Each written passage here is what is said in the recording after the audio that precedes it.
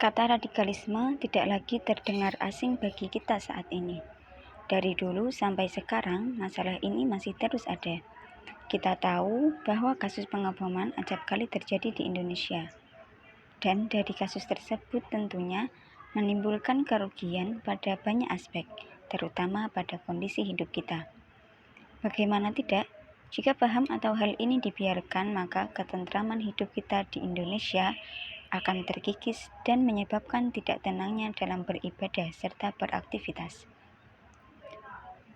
Mengutip data dari Global Terrorism Database tahun 2007, dari total 421 tindak terorisme di Indonesia yang tercatat sejak 1970 hingga 2007, lebih dari 90% tindak terorisme terjadi pada kurun tahun-tahun mendekati Soeharto lengser, hingga memasuki era demokrasi. Selain itu, jenis tindak terorisme yang bersifat fatal attacks juga mengalami kenaikan serius pada kurun waktu tersebut, termasuk penggunaan metode baru dalam melakukan teror, yakni aksi bom bunuh diri, yang sebelumnya hampir tidak pernah terjadi. Sejak peristiwa teror bom Bali 1 yang menewaskan 202 orang sampai tahun 2013, sekurangnya telah berlangsung 12 kali aksi bom bunuh diri. Dalam menangkal terorisme, Badan Nasional Penanggulangan Terorisme menerapkan strategi kontraradikalisasi dan deradikalisasi. Sasaran dari strategi kontraradikalisasi ialah masyarakat umum, pelajar, dan tokoh masyarakat, dengan bertujuan menanamkan nilai keindonesiaan dan nilai kedamaian. Sementara sasaran strategi deradikalisasi yakni kelompok radikal dan simpatisan, bertujuan menghentikan kekerasan dan teror. Upaya-upaya dalam mencegah radikalisasi secara mandiri dilakukan dengan menanamkan jiwa nasionalisme, berpikiran terbuka dan toleran, waspada terhadap provokasi dan hasutan, berjejaring dalam komunitas perdamaian, dan bergabung dalam damai.